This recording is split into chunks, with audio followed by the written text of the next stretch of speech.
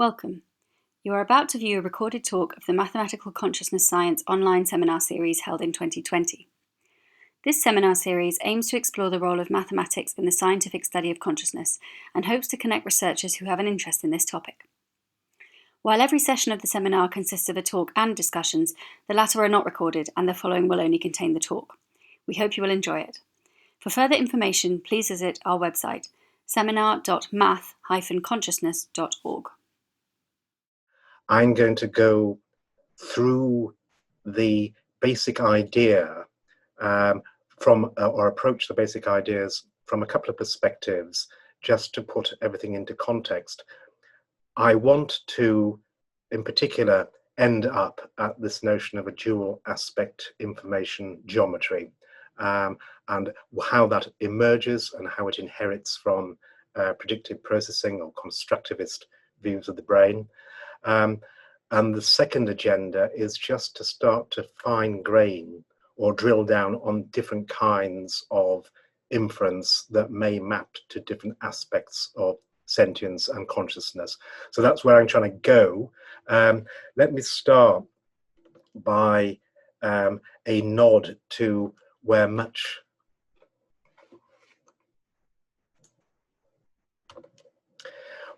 of these ideas come from. So I came into this really from the point of view of predictive coding and predictive processing, as it's now currently known. The idea being here that we actively construct explanations for our sensorium. So this is nicely illustrated by this oil painter in the 16th century, famed for doing still lives that, when viewed from another perspective, have a very different interpretation.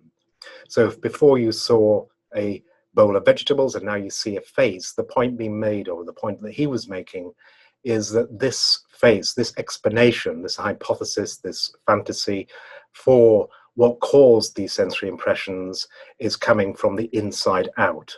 So this turns on its head the 20th century view of information processing, where the information comes from the outside in, impresses itself on, to use Helmholtz's words, the nervous mechanism, and somehow information is extracted to conclude there's a face, and more looks at it from an active or constructive point of view, where you're checking or using the sensory information to check, revise, update your beliefs that you already have in mind about what could have caused those sensory inputs.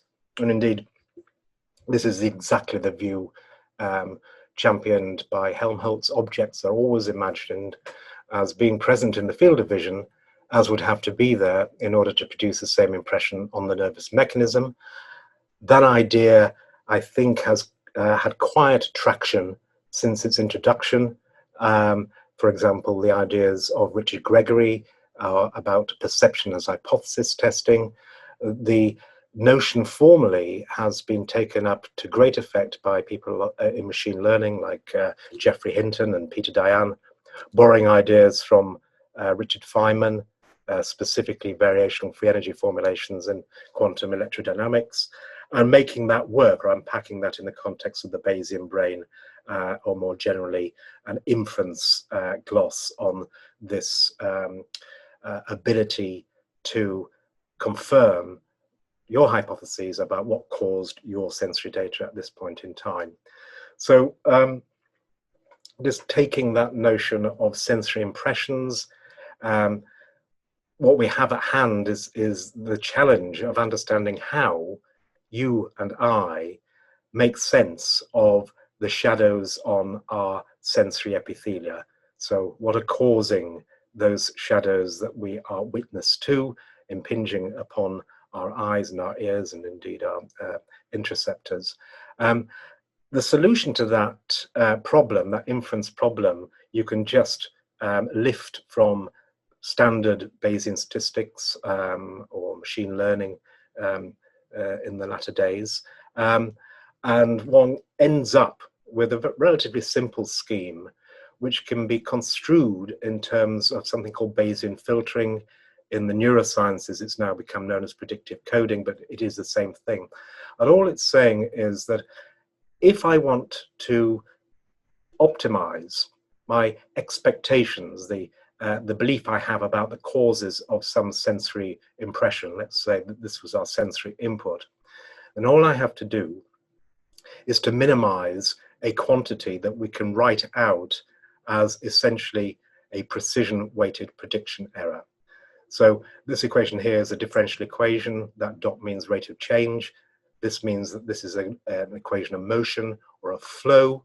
So flow on a functional, a free energy potential here. That is a function of the expectation and the sensory impressions here. And this is a form of a Kalman filter or predictive coding scheme. So this is the prediction, and these are the prediction-weighted prediction errors. So what are the prediction errors? Well, let's say we had this sensory input, and we had this expectation about what could have caused this sensory impression here.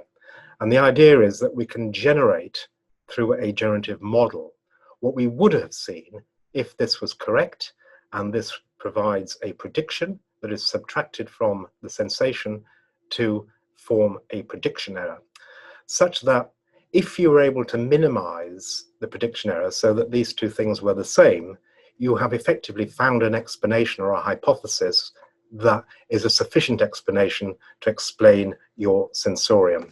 So the crucial point here is that it is a sufficient explanation. It's not necessarily the veridical explanation. You will never know what's out there.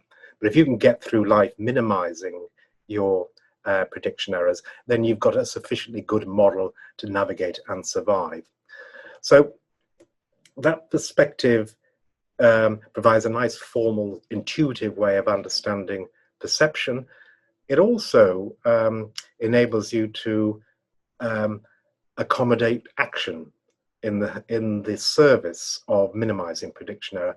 Because if the only imperative is, say, to minimize prediction error, which will later become this free energy functional, then there are two ways we can do that. So if prediction error is sensations minus predictions, we can either change the predictions in our head to make them more like the sensations, or we can change the sensations by acting upon the world to resample, to palpate it in a different way, to make the sensations more like the predictions. So both action and perception, via changing sensations and predictions, are just playing the same game hand in hand, trying to minimize that prediction error.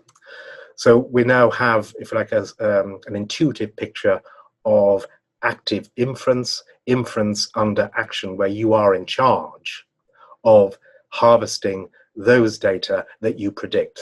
So in some sense, your actions now become self-fulfilling prophecies, and we'll see an example of that later.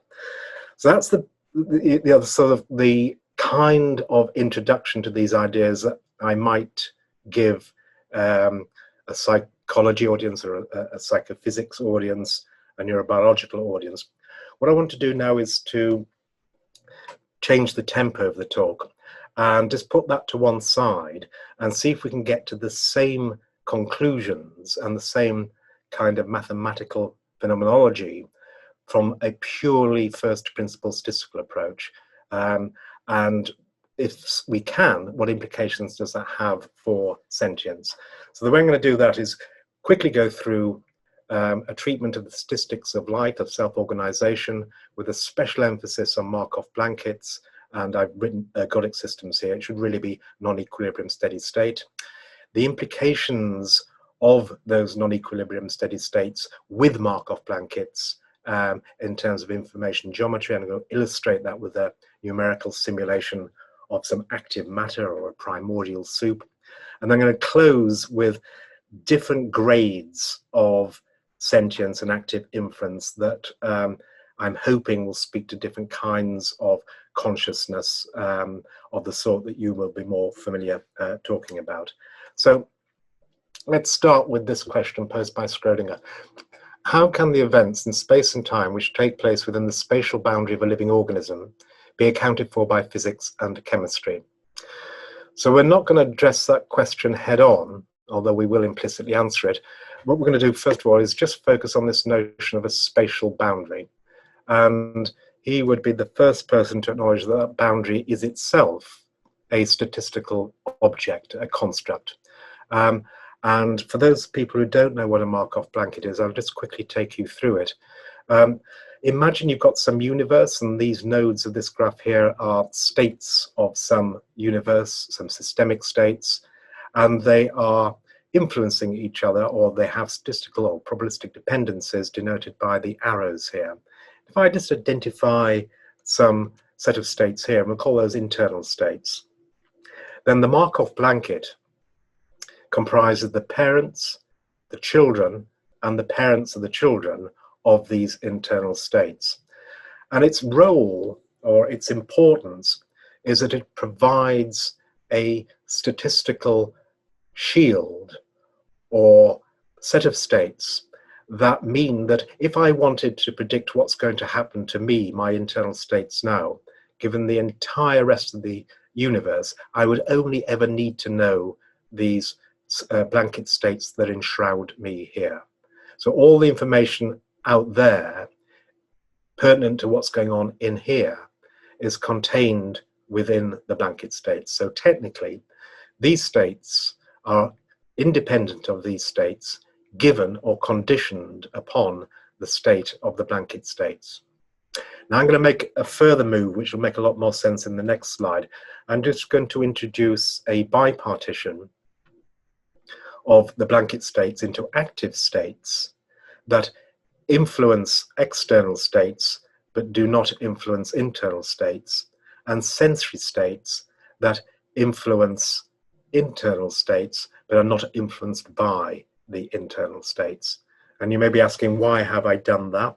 Well, if one just looks at this probabilistic structure, this very elemental statement of a dynamical world that somehow is coupled through dependencies and causal structures, then we can look at these blanket states, and in particular the partition into sensory active states, in conjunction with the internal states that they encompass, as the states of a particle.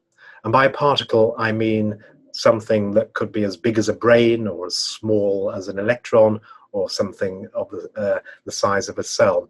All of these things, particular things, have in common a Markov blanket. And in one sense they have to, because if you didn't have this conditional independence, you would not be able to measure in a statistical sense the difference between the thing or the particle and anything else. It would become statistically part of the universe. So I'm just sketching out why that, or how that unpacks. For example, in the brain, we can consider all the internal brain states, all the synaptic activity, efficacy, connectivity of inside the brain as the internal brain states, and they influence active states, or autonomous nervous system, our motor effectors that cause changes in the external states that then impinge back on the sensory states that in turn influence the internal states. And the missing dependencies really here and here define this Markov blanket. So there's an exchange between the internal and the outside, but it has to be mediated with this bidirectional and permeable interface that is the Markov blanket, where the sensory states mediate the influence of the outside on the inside, and the active states, conversely, the inside on the outside. And exactly the same structure holds for a little cell, where the surface states could constitute the cell receptors could constitute the sensory states, affecting the internal milieu of the cell in terms of its intracellular processing and chemicals. Active states could be actin filaments that support the sensory states, that can endow the cell with a motility, that change the external milieu, that again reports back and influences the sensory states. So what we have here that inherits just from having a Markov blanket, which every particle or thing must have, is a circular causality that's very reminiscent of the action-perception cycle. I use the word circular causality deliberately because that's going to come back and do some heavy lifting later on. Right, so what I want to do now is just put a bit of statistical physics on the Markov blanket, but to do so I'm going to have to just back off a little bit and ask you to forget about the Markov blanket for a moment and just bear with me while we drill down on self-organization in any arbitrary system, and then we're going to see what happens when we put the Markov blanket back in play again. So what I've done here is just produce a little graphic of some universe or some system, here just depicted in terms of two states, one state here and one state here. So to any one point in time, the state of the universe is a point, and as time goes on, it moves around in the state space, tracing out a manifold or an attracting set that in fact is called mathematically an attracting set, or a random dynamical attractor, or a pullback attractor. Now, the kinds of particles that we're going to be talking about, or systems, are those that endure over time. And in that instance, that licenses me to understand the density of these trajectories as they unfold over time. Say, for example, I was getting up in the morning, having my coffee, going out to work. Well, in fact, that's what I used to do before coronavirus. But then, you know, following my normal trajectory over the day, of course, this could actually represent my heartbeat, or it could be on a time scale over years, if we have Christmas and Easter and some holidays. Irrespective of the time scale and the nature of these states, this kind of object must be in play. And it means that I can interpret the density of these trajectories in terms of the probability that if you sampled me at any one point in my heartbeat, or any time during the day or during the year, this also denotes a probability you'll find me in that state. And I'm going to refer to that as a non-equilibrium steady state density. Now, the important move that I can make just by stating or stipulatively defining the kinds of systems that we're interested in as dynamical systems that have this these dynamics that conform to a Langevin form that endure over time, means I can derive from this certain implications which will actually take us back to that predictive coding scheme that we started off with. So I won't go through this in detail, but just to reassure you that there exists a simple mathematical description of the way in which this non-equilibrium steady state density evolves over time as a function of the amplitude of random fluctuations on the flow F of the states as a function of where they are in state space, and the P corresponding to the this non-equilibrium steady state density here. So this is the Fokker-Planck equation. You may know it as the master equation. You may know it as a Schrodinger equation. These are all equivalent formulations of this basic density dynamics or ensemble dynamics. For us, we can do something quite useful here, because we just said that this object, this probability density, does not in and of itself change over time. So we can set this to 0, and we can look at the solution to this Fokker-Planck equation. And when we do so, we see something very interesting. What we see is that we can express the flow of states at any point in state space here as effectively a mixture of a gradient descent, or in this instance, a gradient ascent on the log of this probability over state space. So this inherits from something called the Helmholtz decomposition. This amplitude of the random fluctuations determines the degree to which I'm hill climbing. This Q here denotes circuitous or solenoidal flow around probability gradients. I'm going to unpack that for you in the next slide, but the key point to take from this is, if things exist, in particular those things with Markov blankets, because to have a thing, you have to have a Markov blanket. Then we can write down this kind of equation. And this kind of equation essentially means you are doing a gradient flow or gradient ascent or descent on some quantity that is related to the probability of me being in a particular state. So for those people not familiar with the Fokker-Planck equation, I just want to illustrate that. Imagine that I have a piece of ink and I'm dropping it into some solvent, say a glass of water. And what I would expect to happen normally is that the ink molecules would dissipate due to the random fluctuations and distribute themselves over the entire volume of the solvent. That's not the kind of system that we're interested in here, though, because we just said these systems gather themselves up together and are restricted to their attracting set or their pullback attractor. So this is what this kind of system would look like. Is it would look as if it was endowed with some capacity to do inverse diffusion, to actually diffuse up concentration gradients. And that's exactly what this equation says. What it's saying is that the flow, in order for this attracting set to be realized, to attain this non-equilibrium steady state, has to have two components. One, it has to climb the gradients of the probability, well, strictly speaking, the log probability of the kinds of states it is found in. And this Q term here is this circular flow, solenoidal flow around the iso probability contours. Basic structure that we're going to predicate the arguments on.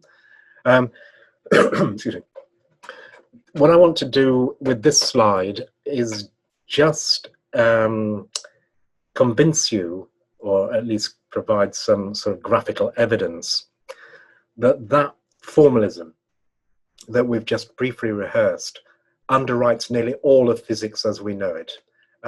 So special cases of this you will have done at school. So when the amplitude of those random fluctuations on the flow goes to zero, we arrive at conservative systems of the sort that would be useful for describing massive bodies, gravitation, Newtonian laws, Lagrangian mechanics, where it's all about this circular flow, hence the planets revolving around the sun and the moon around the Earth.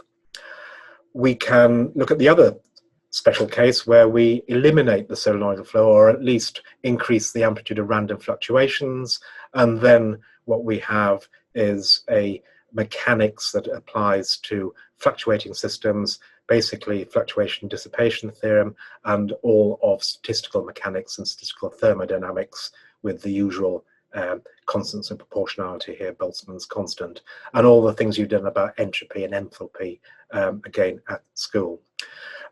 We can make another move. We can just say, somewhat arbitrarily, although there are good reasons for doing it, we can just express that non-equilibrium steady-state density as the product of two complex roots. And if we do that and follow it through, we get quantum physics. And this is actually just a restatement of that Fokker-Planck equation that we saw earlier on. However, if you remember, the reason we're doing this is to see what are the implications of having a Markov blanket. And this is where it starts to get more interesting from our perspective. So there's another kind of physics out there that is unique to systems that have this bipartition into internal and external, separated by the blanket states. And that's this Bayesian mechanics, which we've mentioned in terms of this perception action cycle. So remember before that everything has to be described as this solenoidal gradient flow on the negative, on the logarithm of the non-equilibrium steady state density. That has to be true for the internal states and the active states, namely the blanket states, which, and the active states, where the blanket states comprise the sensory and the active states. Notice what I've also done here. I've swapped out the log probability here for a free energy functional that is a function of the blanket states and this object here, which will become quite crucial later on, which is a a probability distribution over the internal states that is parameterized by the expected internal states. A bit subtle that, but that's going to become very important later on. But the two key things that emerge from this relatively straightforward analysis, first of all, the internal and active states, which we'll call autonomous states, share the same function. So it'll look as if my internal brain and the way I act are trying to do the same thing. So we come back to this notion that they're both trying to minimize, say, prediction error, or in this instance, more generally, minimizing by this gradient flow, this variational free energy functional. Clearly, because of the structure of the Markov blanket, this variational free energy does not depend upon the external states. So notice that this thing here is not a function of the external states, it's a function of the external states that's parameterized by the internal states. So I'll just preempt or foreshadow some of the dual aspect geometry conclusion.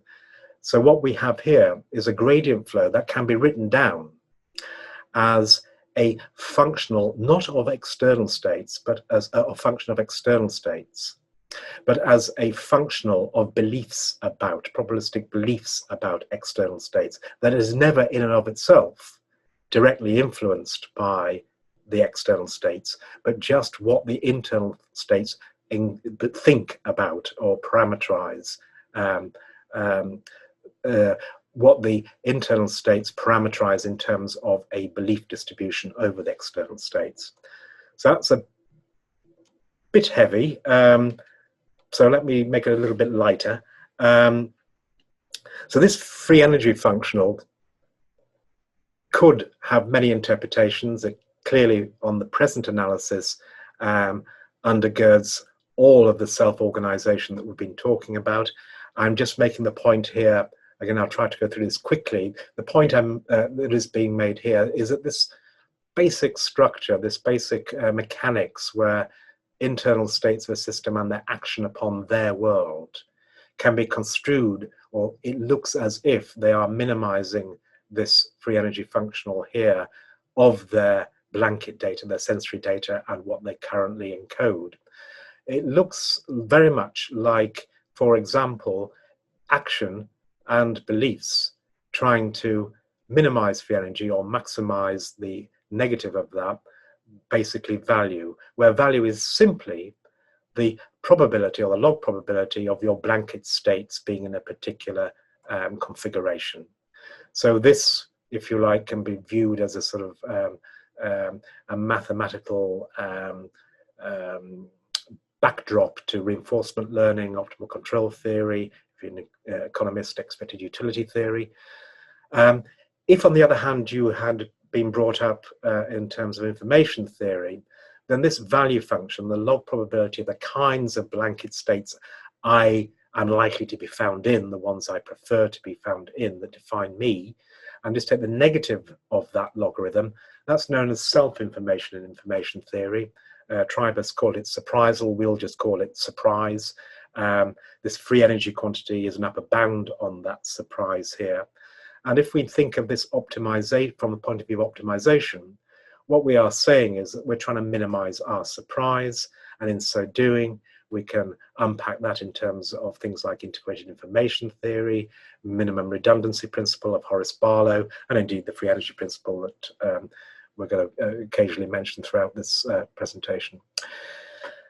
That's nice because the expected value, if I do this on average over time, the expected value of self-information or surprise is entropy, which means it looks as if this minimization take on this gradient flow will be in the service of resisting the dissipation and decay and disorder entailed by having a high entropy. And it'll look as if it's consistent with the principles of self-organization or synergetics, if you're in laser physics, or if you're a physiologist, it'll look like homeostasis, just keeping things within bounds, minimizing homeostatic surprises. If you're a statistician, you would look at this quantity and say, oh, this is a probability of some blanket states or data that I have access to from that are a product of the outside world. under some model here. So hitherto this has been a Markov blanket, but now I'm going to say no, this is actually, from a statistical point of view, it's going to stand in for a model, and this is known as Bayesian model evidence, also known as the marginal likelihood, because I've marginalized out all the external causes of my blanket states here. So then we can sort of speak to people who like the Bayesian brain hypothesis, people who look at the brain as accumulating evidence, and get back to predictive processing and its special cousins or variants such as predictive coding. Oh, yes, so the Markov blanket. This was sent to me by one of my young colleagues who moved over to America.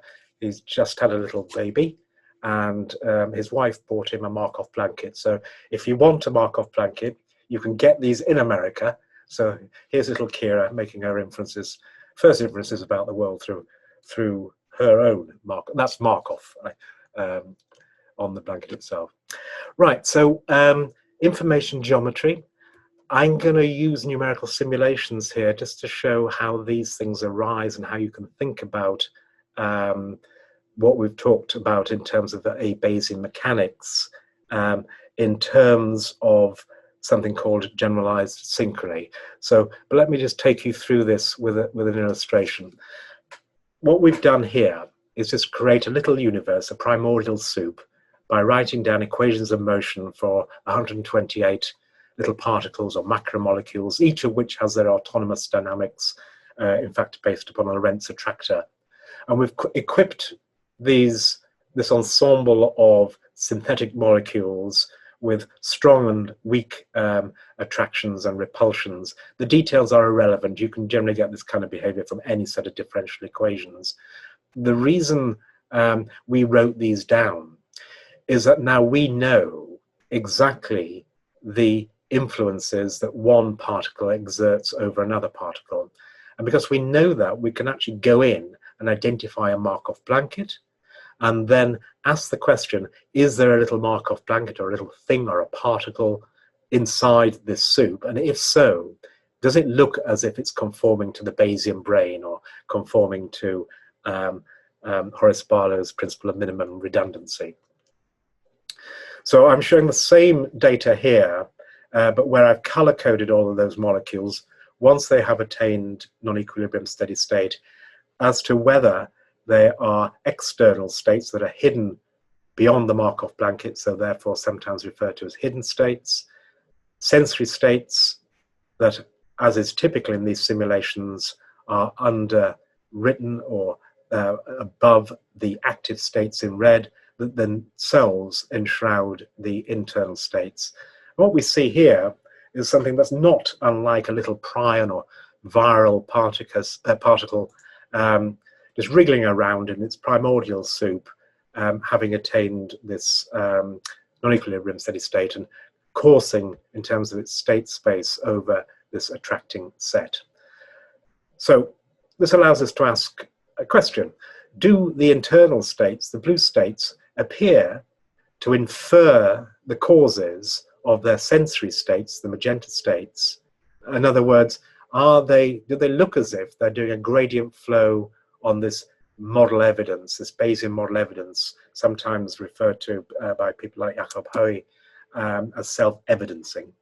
And indeed they do. It's illustrated in this graphic here. So what we've done here is find a mixture of internal states that predicts a mixture of the motion of the external states.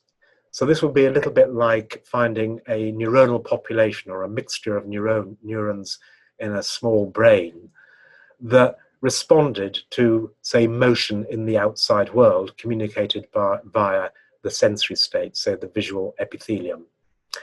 And when we look for this and we try to identify those mixtures that maximally show a correlation, we do indeed find that the internal states are in some way parameterizing or encoding or representing the behavior of the external states, despite the fact they can't see them directly. So what we've done here is just plot the prediction of the external state as a function of the internal state, the expected internal state over time, along with 90% confidence intervals, and the actual external motion in cyan here. And you can see that there's a pretty good inference going on. Interestingly, remember before I was talking about the expected internal states, that capital mu. That actually is important, because what it allows me to do is to sort of look at the expected internal states and expected external states, and just see this synchronization manifold that on average, when the internal states are like this, the external states are roughly like this. If I go through and just pick out excursions here and overlay themselves on each other to get at these averages here, what we see is something very much like what we see in electromagnetic studies of the human brain and cognitive neuroscience, for example, which is a simulated event-related potential. So here's one from the empirical literature, and this is just overlaying these fluctuations of internal states that are themselves predictive of external states. So I've used the term synchronization manifold here deliberately, because all we're looking at here is something that has been known for centuries. In fact, the notion was introduced by Christian Huygens as synchronization of chaos, or generalized synchronization. So for those of you who haven't come across this before, it's most famously articulated by the observation that when you have many clocks suspended from the same wall or the same beam, in terms of engineering, we call them loosely coupled dynamical systems, they will inevitably come to swing in unison and in synchrony. So that is the only attracting set that they can possibly occupy. And that exactly describes this generalized synchrony between the outside and the inside that we're witnessing here. So from our point of view, this is actually a drawing by Huygens himself of two clocks suspended from the same beam. One clock we can call the internal states, the outside world can be the other clock, and the beam become the blanket states with their active and sensory components here. I like this perspective because it highlights the pure symmetry of this structure. So if you subscribe to the notion that you're trying to infer your universe, then you also are committed to the idea that your universe is actually trying to infer you, which actually is an interesting perspective when it comes to things like eco-niche construction and the like. Anyway, just looking at that synchronization manifold a little bit more closely, it has within it a structure which holds the key to this dual aspect information geometry that I have repeatedly mentioned. It's a very simple consequence. If I simply plot a little state space with internal states here and external states there, and I do so for every given blanket state, say sensory input, then it has to be the case there must be a probability distribution for any given blanket state over the internal states and the external states. Now that's self-evident, it's obvious, but it has a fundamental implication. What it means is that for every blanket state, there is an expected internal state that effectively, via this synchronization manifold, parameterizes a belief distribution over the external states. So just by having a Markov blanket and conditioning the inside and the outside on any given blanket state, it must be the case that on average, the internal states, in some sense, represent the external states. And we can formalize that in terms of information geometry. I'll just put this slide up, and if you want to talk about what is information geometry, we can do that. This panel is just meant to intimate that there are two kinds of information geometries going on here. There's a kind of information geometry that you would be dealing with if you were a physicist dealing with the statistical thermodynamics of this little soup. It's a probability distributions over the internal states in and of themselves. And from that, you can spin off dissipation, fluctuation, dissipation, integral fluctuation theorems, the second law of thermodynamics, should you want to. But there's another kind of information geometry going on here, because for every expected internal state, there's another probability distribution over external states, about external states, that has its own information geometry, which means as I move around in my internal state space, I am moving in two spaces at the same time. One is the space of the likely configurations on average that I will occupy on the inside, but at the same time, I'm moving around in an information geometry which is about things on the outside, the causes of my blanket states or my sensorium.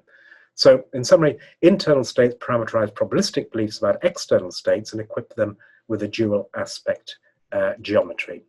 So let me just summarize. We've done all the heavy lifting now in this talk. So let's just summarize where we come from as, under this physicists' take on self-organization of things that are equipped with Markov Blanket. The existence of a Markov Blanket necessarily implies a partition of states into internal states and their blanket states, namely sensory and active states, and external states that are hidden behind the blanket. And because active states change but are not changed by external states, they will appear to minimize the entropy of external states and their Markov blanket. And this means that action will appear to minimize the structural and functional integrity of the Markov blanket. And this has been framed very elegantly by people like Varela and his colleagues in terms of autopoiesis. Internal states appear to infer the hidden causes of sensory states by maximizing Bayesian model evidence and influence those causes through action. And we would put a Bayesian gloss on that in terms of an inactive kind of inference.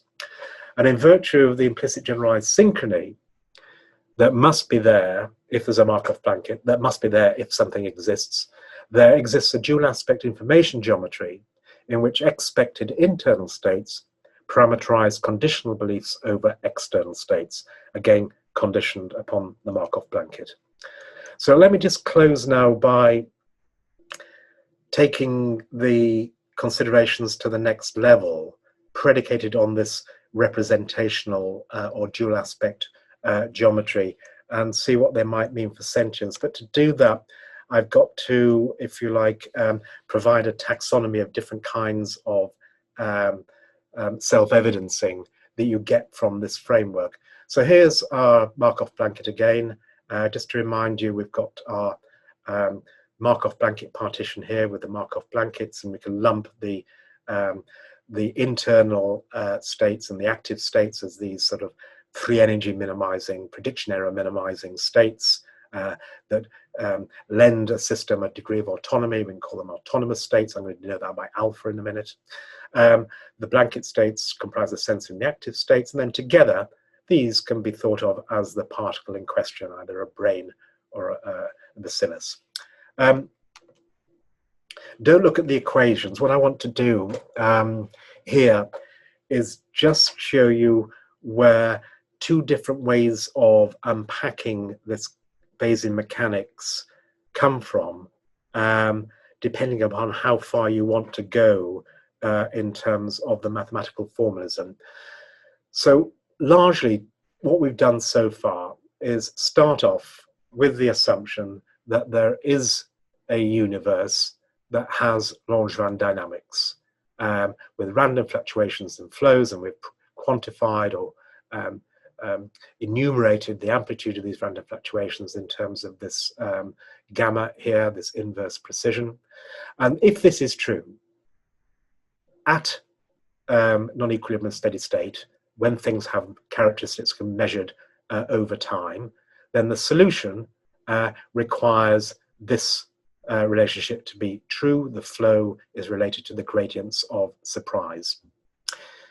If the thing in addition has a Markov blanket, so it must have, then this applies to this, and we now have this hand-in-hand internal perception-like dynamic and active dynamic both in the surface of minimizing minimizing surprisal, that we can write in terms of this variational function that depends upon this parameterized belief about the external states. Mathematically, that's a variational density or approximate posterior density parameterized by the internal states. And we can write down things like the free energy principle as a variational principle of least action, where the action is, in this instance, denoted by the active states. But action also has another meaning. Action in physics means the time or the path integral of energy. So there's a whole other layer to this kind of argument, which I'm going to show you in a second, but let me just see how far we can get with this kind of formalism.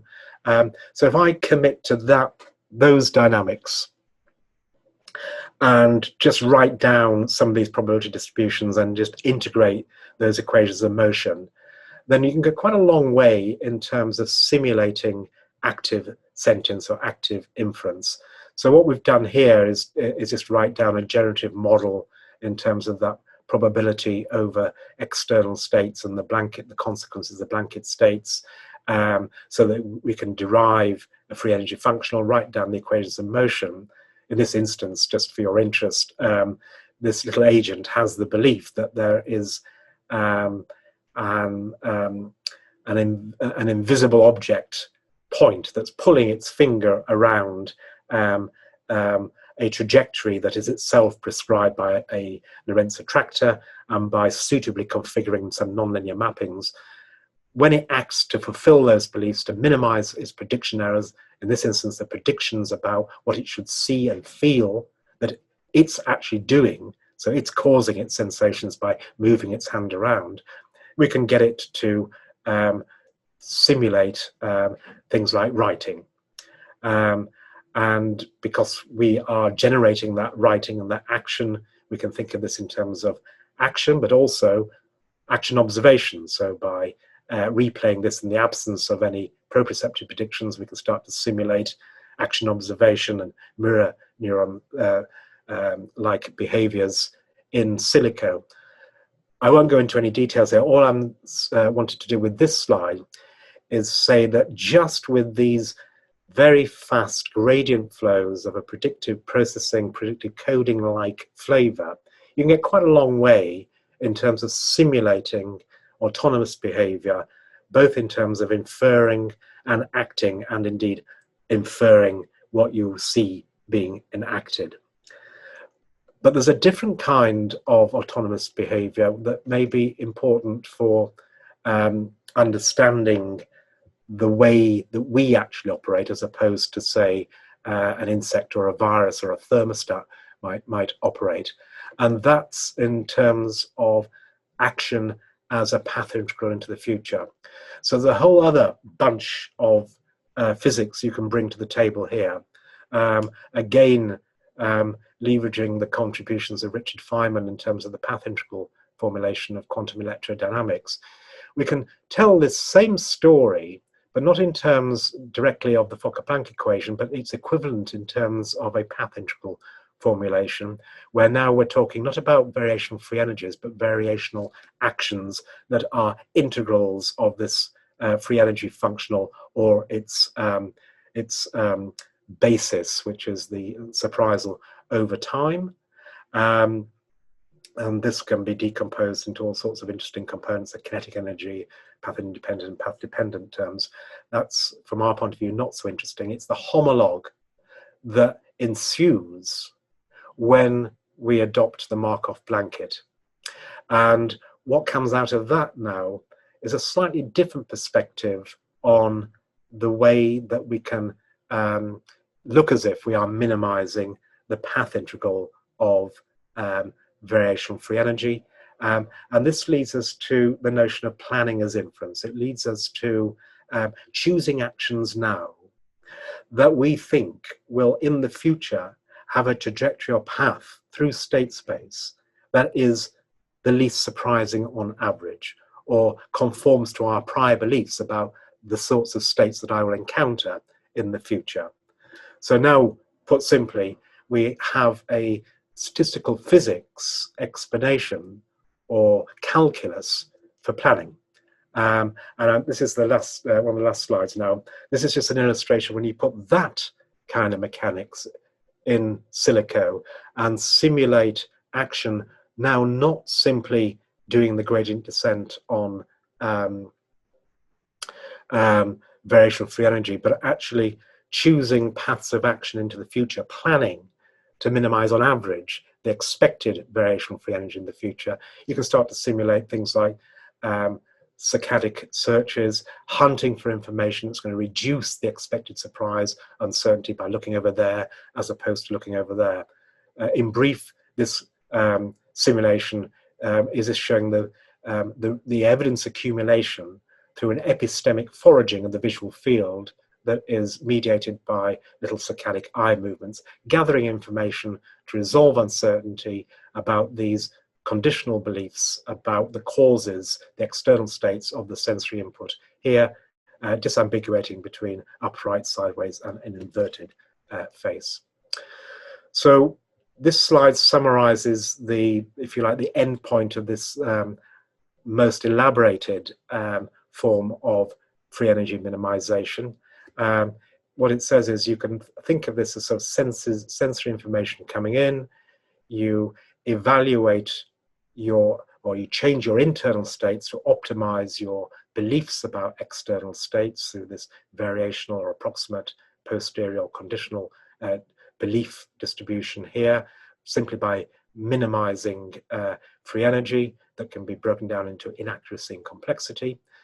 And then you use that to work out what would happen in the future if I did this or that. And that entails a minimization, or that selection entails a minimization of the expected free energy. And interesting, the expected inaccuracy becomes ambiguity, the expected complexity becomes risk. So now what we have is a calculus from first principles that gives you a description of agents that are risk minimizing and information seeking in the sense they want to minimize their ambiguity and indulge in that kind of visual palpation that does this epistemic foraging or responding to epistemic affordances that we saw in the previous slide. So in summary, well, this is not a summary, this is levels of conversation that we can now have, hopefully if we have time, about how far you can take this and what different levels of generative models would be required to support different kinds of active engagement with your world via sensations that could be a sensorium, could have sentience. What's the difference between unconscious inference in the sense of Helmholtz and literally thinking and planning about the future? Does that require deep generative models of the consequences of action? What does that mean for autonomy and agency? How do things become, how do we lose phenomenal transparency? We haven't talked about precision, but that may be an important aspect, this encoding of uncertainty in these belief distributions over external states. And what does it mean to have the hypothesis, the fantasy that I am a self? And does this underwrite subjective consciousness and self-awareness? So these are questions that I don't have answers to, but I thought might be the kinds of questions that at least some people in the audience might want to speak to. So I'll give the last word to Helmholtz. Again, objects are always imagined as being present in the field of vision, as would have to be there in order to produce the same impression on the nervous mechanism.